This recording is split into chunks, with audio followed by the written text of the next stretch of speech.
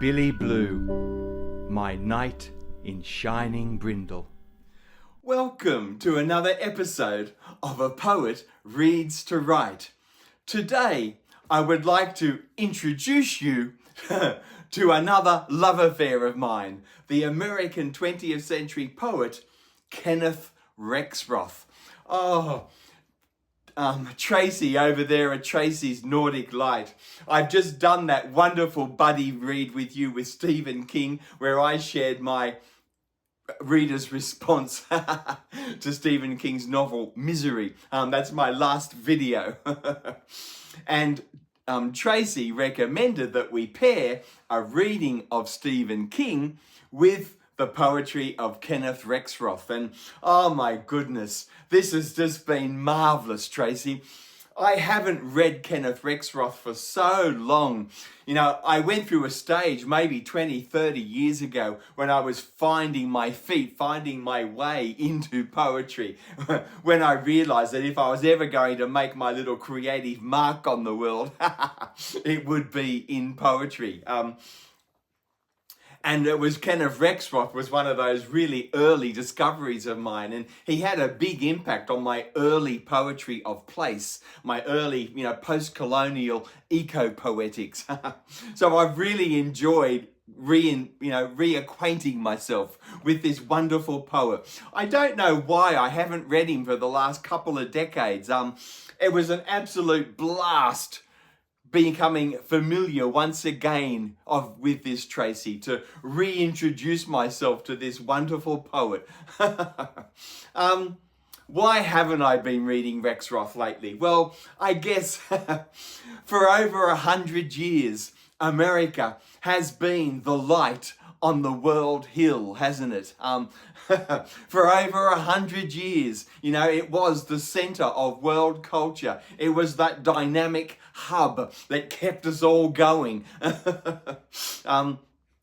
And in poetry, I knew when I first started to find my way into poetry, and I had some ambition for that, that I could maybe do it myself. I knew from very early on that as well as reading widely in contemporary Australian poetry, the situation, the context where I find myself living, of course,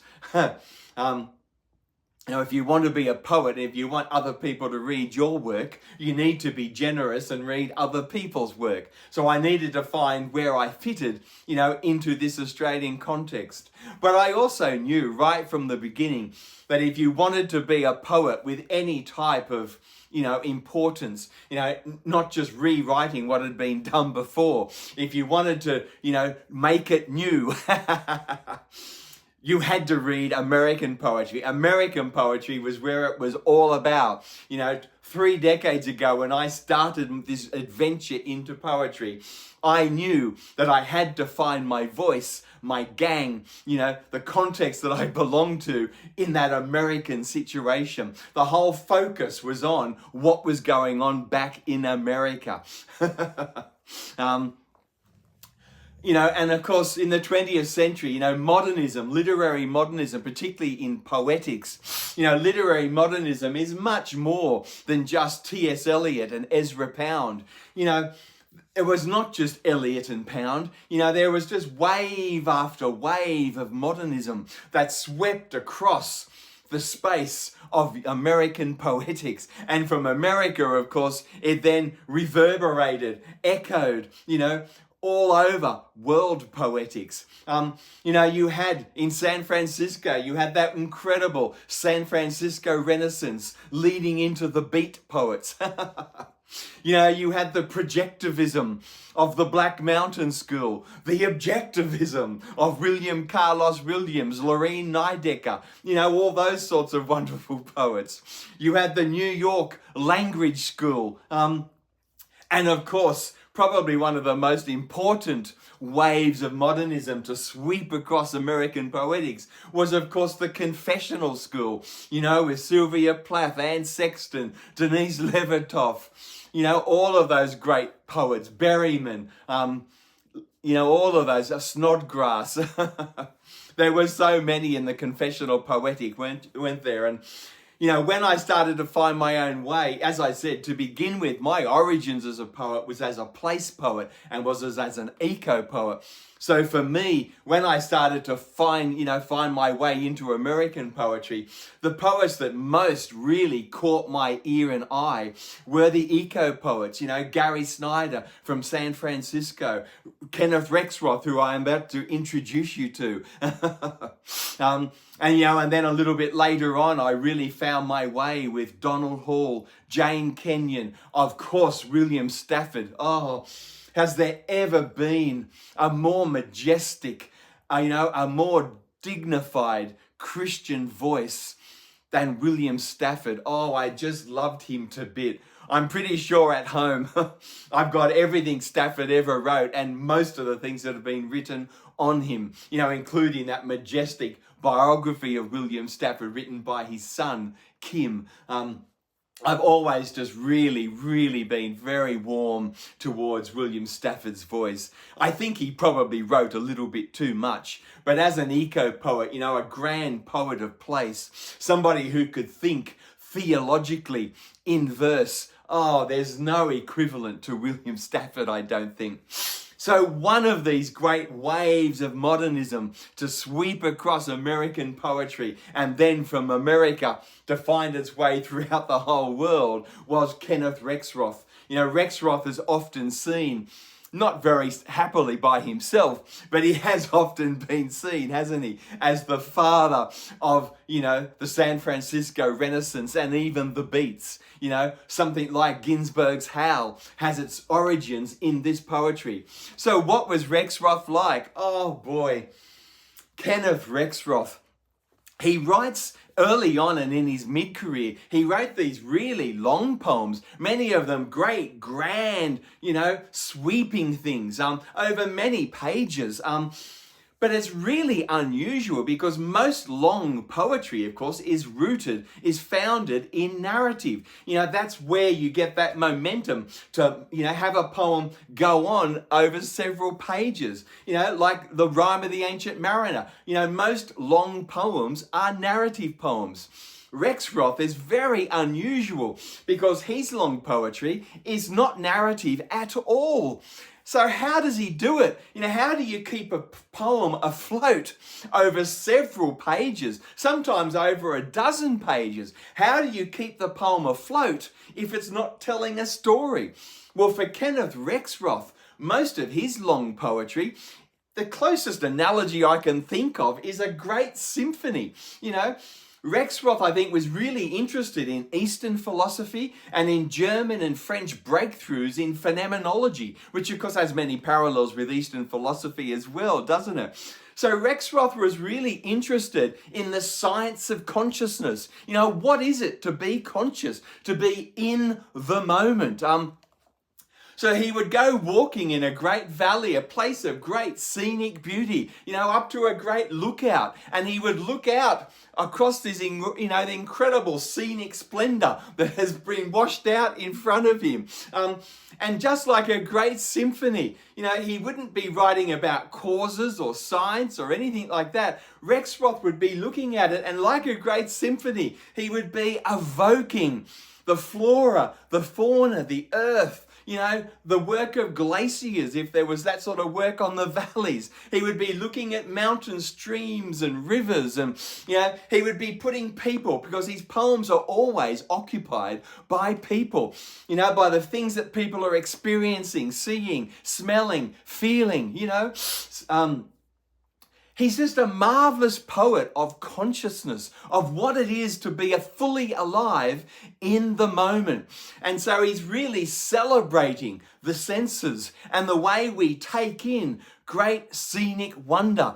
And he also, of course, has wonderful celebrations of human sexuality, of people going out into the wilderness camping with one another, and of course enjoying that sexual relationship as well in the beautiful natural world around them.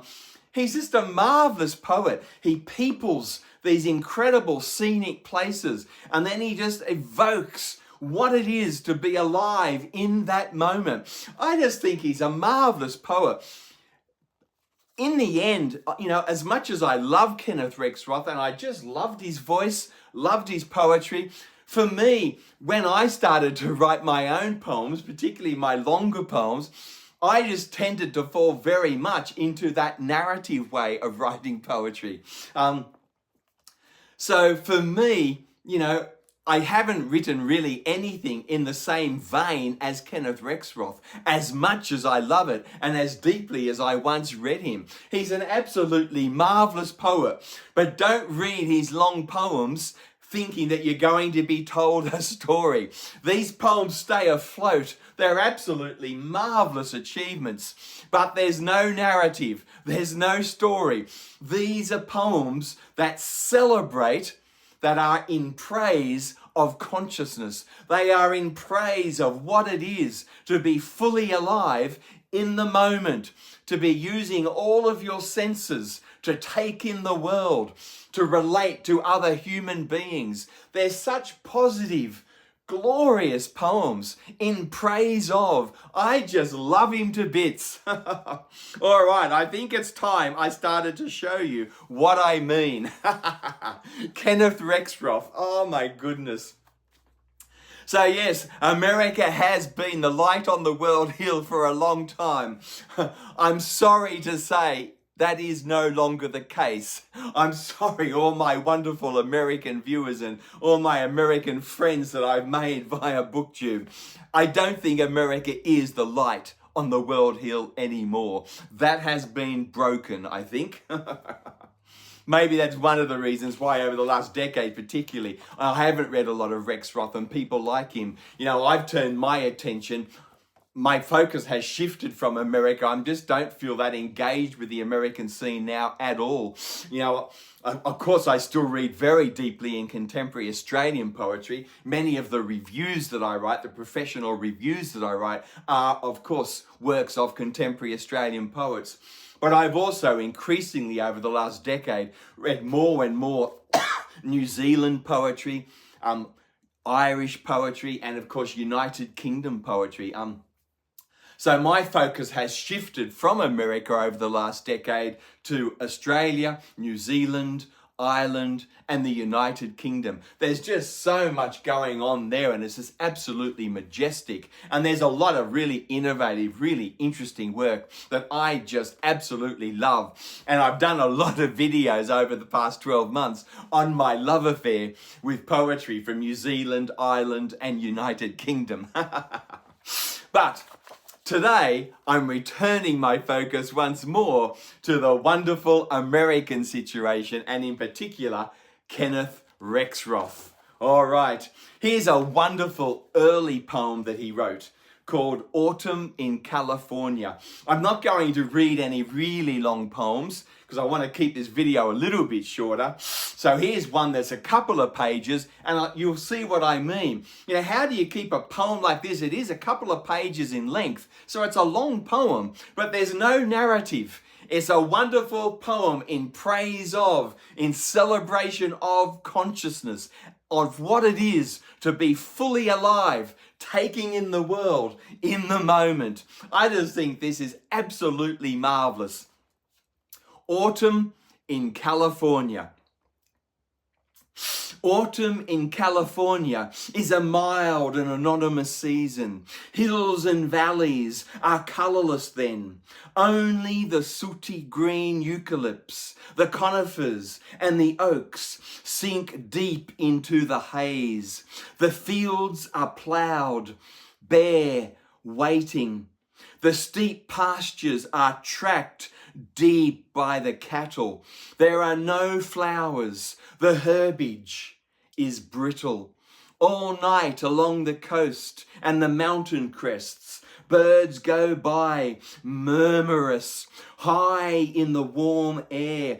Only in the mountain meadows the aspens glitter like goldfish moving up swift water. Only in the desert villages the leaves of the cottonwoods descend into smoky air. Once more I wander in the warm evening, calling the heart to order and the stiff brain to passion. I should be thinking of dreaming, loving, dying, beauty wasting through time like draining blood, and me alone in all the world with pictures of pretty women and the constellations. But I hear the clocks in Barcelona strike at dawn and the whistles blowing for moon in Nanking. I hear the drone, the snapping high in the air of planes fighting, the deep reverberant grunts of bombardment, the hasty clamour of anti-aircraft. In Nanking, as the first bomb, a moon-faced, willowy young girl runs into the street, leaves her rice bowl spilled and her children crying, and stands stiff, cursing quietly, her face raised to the sky. Suddenly she bursts like a bag of water, and then the blossom of smoke and dust diffuses. The walls topple slowly over her. I hear the voices, young, fatigued and excited, of two comrades in a closed room in Madrid.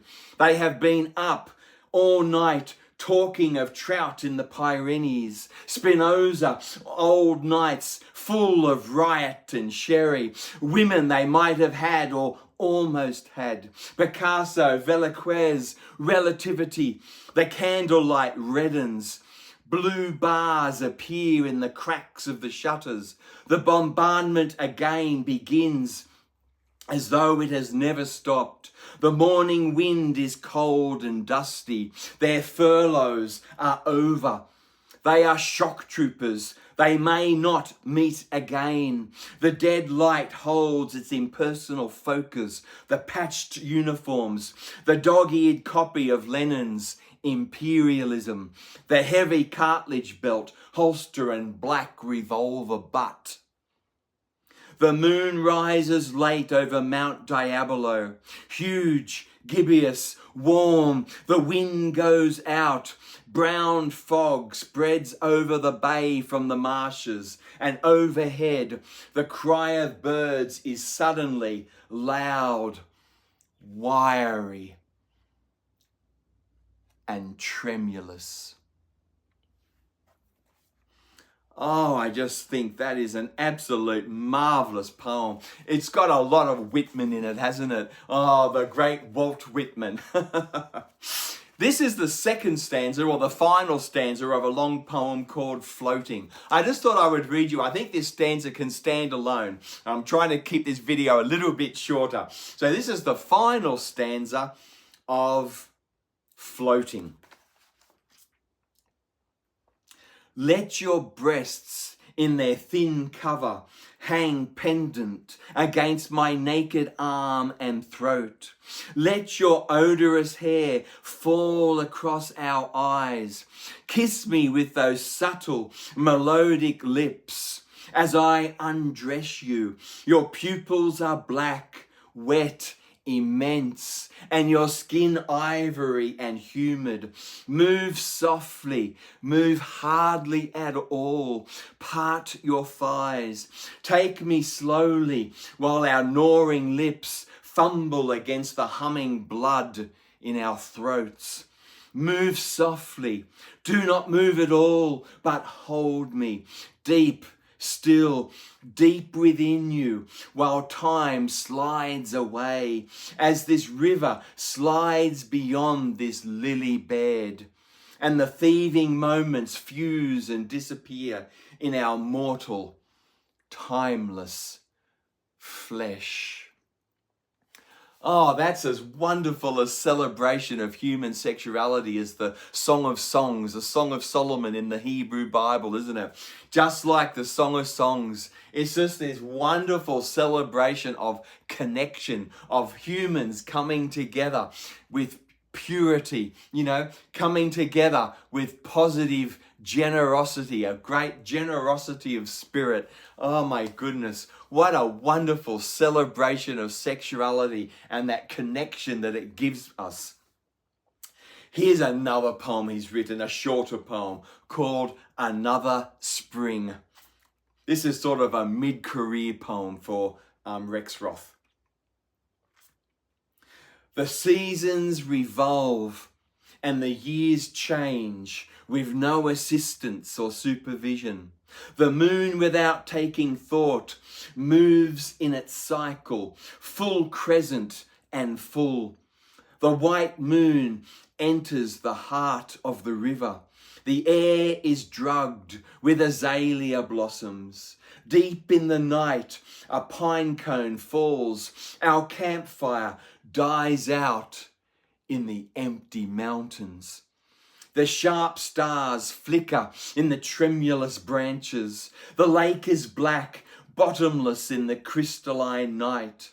High in the sky, the northern crown is cut in half by the dim summit of a snow peak. Oh, heart, heart, so singularly intransient and corruptible, here we lie entranced by the starlit water, and moments that should last forever slide unconsciously by us like water. Oh boy.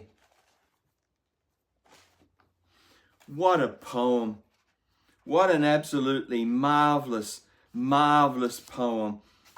Here's a real philosophical type poem that he has written.